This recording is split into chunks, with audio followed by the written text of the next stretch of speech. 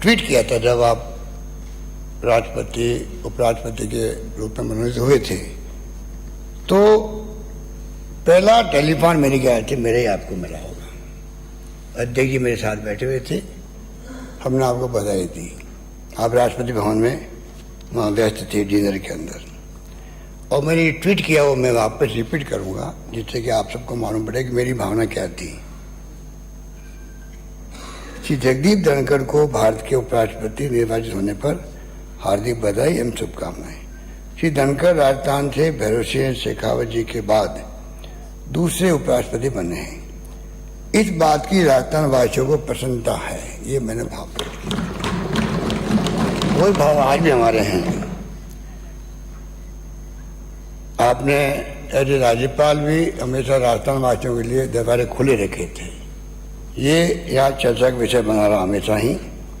आपने राजस्थान वासियों का मान सम्मान, जो प्रवासी थे उनका भी बढ़ाया, और हमेशा आपने उनको भी जो आपसे संभव था उससे अधिक बढ़ करके उनकी इमदाद भी करी थी। जब कभी कोई तकलीफ में भी पहुंचा वहां पर, तो मुझे इस बात का एहसास है। 50 साल से मेरे आपके संबंध हैं, 50 साल से। जब NSU में 73 में बन के आया था NSU अध्यक्ष, तब मेरा कुछ परिवारों से रिश्ता था, उसमें एक परिवार धनखड़ परिवार भी था। तो आप सोच सकते हैं कि 50 साल का लंबा अरसा आपके साथ में, कोई 6 महीने 8 महीने बाकी रहे होंगे मेरे ख्याल से, ज़्यादा 1 साल हुआ। तो इतने लंबे अरसे तक संबंध रहना ही बहुत बड़ी बात।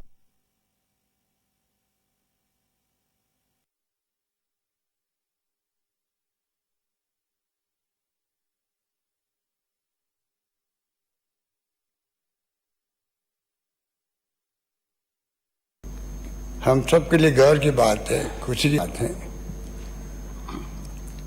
अध्यक्ष जी ने और कटारिया साहब ने भी बहुत आपसे अपेक्षा भी की, आपको आपकी कार्यों की प्रशंसा भी की।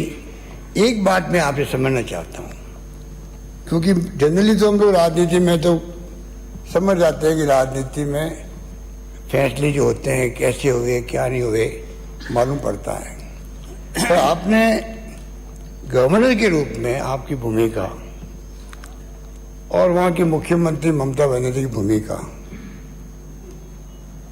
जो बनी रही, और CP जोशी साहब ने आपको जस्टिफाई भी किया कि गवर्नर की संविधान में शपथ का मायने क्या है।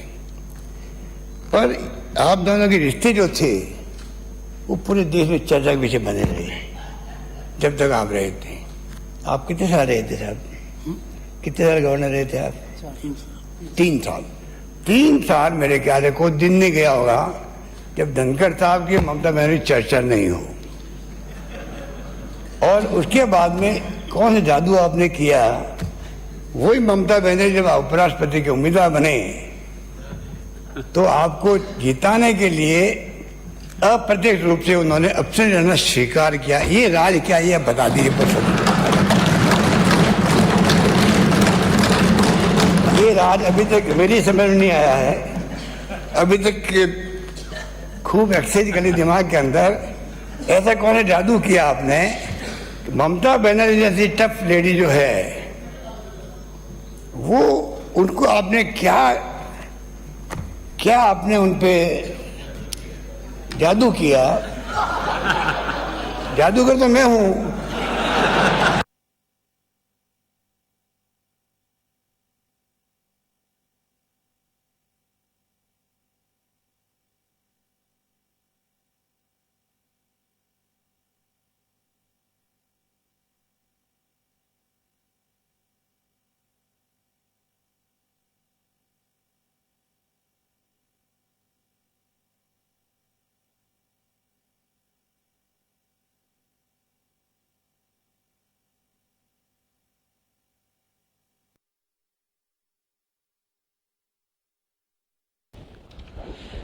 तो ये कार्यक्रम राजस्थान विधानसभा में इस वक्त चल रहा है, जिसमें उपराष्ट्रपति जगदीप धनखड़ का अभिनंदन किया जा रहा है। डॉक्टर CP जोशी ने राज्यपाल की शपथ जो ली जाती है उसको लेकर अपनी बात सामने रखी और ये कहा कि आपने उस शपथ का जिस तरह से पालन किया है वो तारीफ के काबिल है। इसके बाद राजस्थान विधानसभा में नेता प्रतिपक्ष गुलाब चंद कटारिया ने अपनी बात रखते हुए कहा कि आप इस सदन से निकलकर विधायक के तौर पर आपने यहाँ जिम्मेदारी निभाई और उसके बाद मंत्री बने और फिर राज्यपाल और अब उपराष्ट्रपति के तौर पर आपने न सिर्फ इस विधानसभा को बल्कि राजस्थान को भी आपने एक अलग मुकाम तक पहुंचा दिया है। मुख्यमंत्री अशोक गहलोत इस वक्त अपनी बात सामने रख रहे हैं। उन्होंने पश्चिम बंगाल में मुख्यमंत्री और राज्यपाल के बीचों के रिश्तों के बीच चल रही राजनीतिक तल्खी को लेकर अपनी बात सामने रखते हुए कहा कि इतनी तल्खी और इतनी चर्चाओं के बावजूद जब उपराष्ट्रपति पद के तौर पर उनकी उम्मीदवारी सामने आई तो ममता बनर्जी ने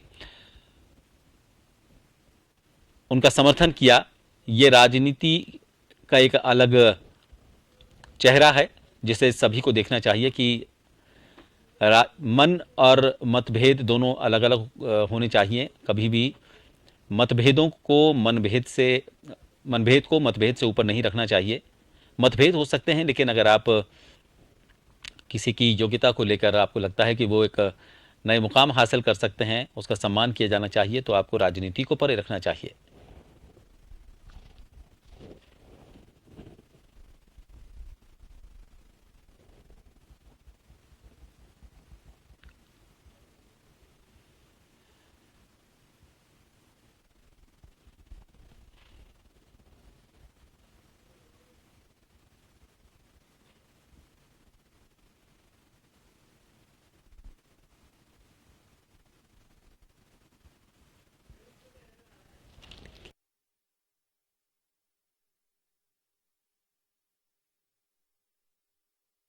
राजस्थान, उनसे मेरा लंबा नाता रहा है। 50 साल बताए इन्होंने, 50 साल से ज्यादा। राजनीति में किसी भी पाले में रहे हों, हमारे व्यक्तिगत और पारिवारिक संबंध गहरे रहे हैं। श्री गुलाब चंद कटारिया जी, माननीय नेता प्रतिपक्ष, अपने आप में बहुत बड़ी शख्सियत है। मैंने बहुत समय इनसे चर्चा कर बिताया भी है और मुझे हर बार महसूस हुआ कि मैं कुछ न कुछ इनके व्यवहार और आचरण से लेकर जा रहा हूं। राजस्थान की पूर्व मुख्यमंत्री वसुंधरा राजे, इन्होंने भी संसदीय क्षेत्र में शुरुआत 1989 में की और मुझे भी यह सौभाग्य मिला। तब से मेरे संबंध इनसे व्यक्तिगत और पारिवारिक रहे हैं। समय समय पर मिलना भी रहा है और मैंने इनसे पश्चिम बंगाल के राज्यपाल बनने के पश्चात मदद भी मांगी कि मेरी मुख्यमंत्री ममता बनर्जी हैं, आप कोई न कोई जादूगरी का टोना मुझे बताएं। कैलाश मेघवाल जी, पूर्व अध्यक्ष राजस्थान विधानसभा, इनका सानिध्य भी मुझे मिला जब हम एक साथ संसद सदस्य थे और जब भी इनकी कोठी पर जाता था ये एक ही बात कहते थे, उस कोठी में पहले कौन विराजमान था। यहाँ अनेक सदस्यगण हैं जो मुझे व्यक्तिगत रूप से जानते हैं, जिन्होंने मुझे बहुत संस्कार दिए हैं, मार्गदर्शन दिया है, आगे बढ़ने का तरीका बताया है। मुझे वो दिन याद है जब राजस्थान विधानसभा के चुनाव हो रहे थे और चूरू से राजेंद्र राठौर